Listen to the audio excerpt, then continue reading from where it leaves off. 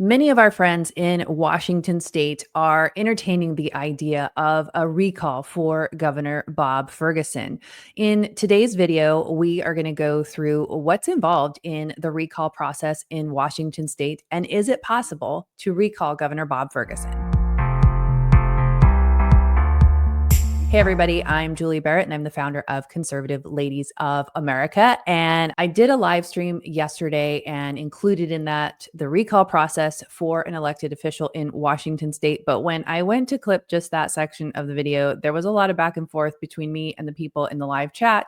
And so I wanted to give you guys a clean video going step by step through the recall process in Washington state, because this is top of everybody's mind. Now, spoiler alert. If you think climbing Mount Rainier in flip-flops in a blizzard sounds like a fun idea, then you might be ready to do a recall. Essentially, it is next to impossible to do in Washington state. And you may remember that Governor Jay Inslee was attempted to be recalled about 2 or 3 times between 2018 and 2022. So there are 4 steps involved in this process. So first of all, you need to file a petition. The petition needs to be filed by a registered voter in Washington state with the Secretary of State's office. This petition needs to clearly state specific charges of malfeasance, misfeasance, or a violation of the oath of office supported by verifiable facts. Now, when I was digging through the previous recalls, one of the things I found is that these petitions also have to show that the elected official intended to break the law. And showing intent in your petition is very difficult to do. Article 1, Section 33 of the Washington Constitution states that a recall can only occur if the targeted public official has, quote, committed some act or acts of malfeasance or misfeasance while in office, or who has violated his oath of office. Essentially, the process is set up to protect the elected official. Now, I know you're probably thinking, well, yes, Bob Ferguson has violated his oath of office. Look at all of these bills that he just signed into law that are blatantly unconstitutional. Unfortunately, Step 2 in this process requires a Superior Court judge to sign off on your petition and evaluates whether the charges are factually and legally sufficient to proceed.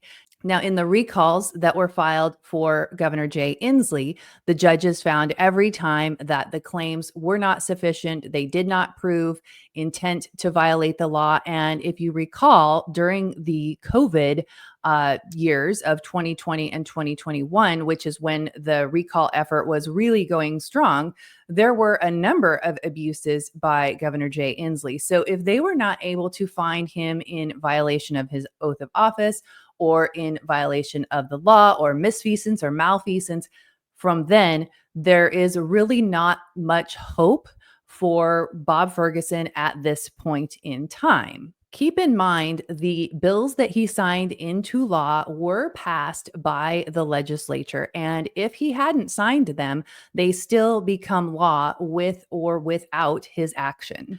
Now, let's just say that you managed to make it past the hurdle of the judicial review and you managed to find a judge in Washington state who wasn't captured by the radical left, and he signs off on it, and you now can go out and gather petitions. You need to get signatures of registered voters in the amount of 25% of the total who voted in the previous governor's race. So let's say there were 4 million people who voted in 2024's governor race. You're going to need to get 1 million signatures, and you will have 270 days to do that. That is a huge task. If you just think about like the Let's Go Washington petitions that have been done over the last few years, they had big money behind that. They had paid signature gatherers. So if you're even going to attempt this effort of a recall, you're going to need to have several $1,000,000 behind you, because even if you manage to pass that judicial hurdle, then you've got to collect an insane amount of signatures from registered voters, which is going to be a very difficult task. It's not impossible, but it is going to be very challenging, and you're going to need to have a lot of money behind that. Now, step 4, let's say you get all of these signatures. Step 4 is the recall election. This would go on the ballot, and I would assume that the Secretary of State would do the ballot language.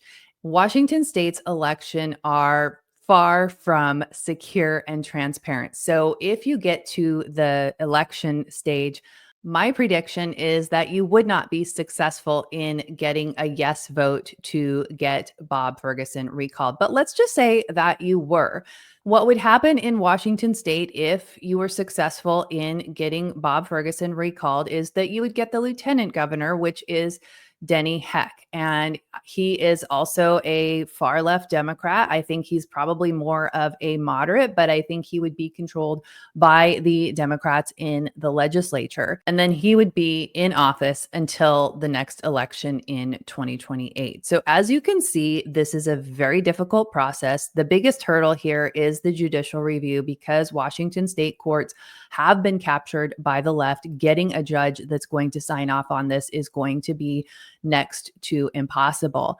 And so if you're in Washington state and you're planning to stay in Washington state and you're really frustrated with everything that's going on and you want to create change, my best advice to you is get active locally.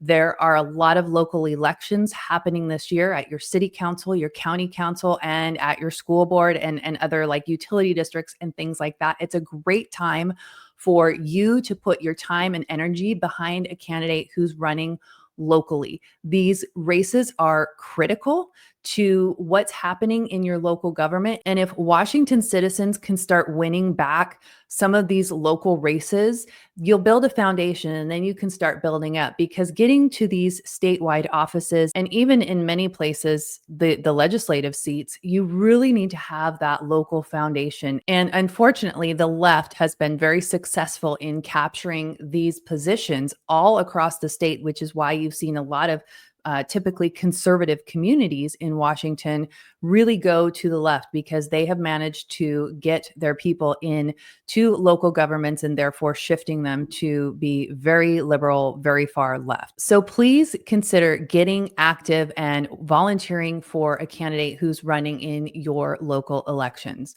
I did see this particular change.org petition circulating on social media. I saw it on Facebook and on X just today, and it looks like already over 11,000 people have signed it.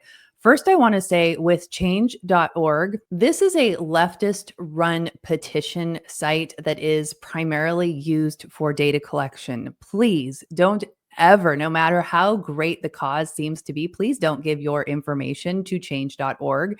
The other thing is this isn't even real. When something like this circulates, you have people who think that they've signed a recall petition for Bob Ferguson, but this is not real. It can't go anywhere. A real recall petition would have to be filed with the Secretary of State, and then it would have to go through the judicial review process. So this is just another distraction, and I encourage you, if you see it, please don't sign it. Please educate people that are sharing this about the recall process so that they can direct their time and energy to places where they can create real change, such as these local elections. I'm sorry to be the bearer of bad news, Washington, but if you are staying, please do, like I said, get involved at a local level. If you're not staying, get out and get active wherever it is you plan to land. You can't just sit up and kick your heels back. As we saw with what happened with Washington, the left will come in and take ground every time. So please, if you flee, please get in the fight wherever you go. Please do share this video, because we want to make sure that people in Washington understand the recall process. This is something that people are asking for, and really it's just not possible. So let's educate our friends and empower them to take action locally. I appreciate you guys watching. Please do subscribe to our YouTube channel if you haven't already, and subscribe to our Substack, which is the best way to get breaking alerts and calls to action delivered right to your inbox. Hope you guys have a great weekend, and I look forward to seeing you in the next video.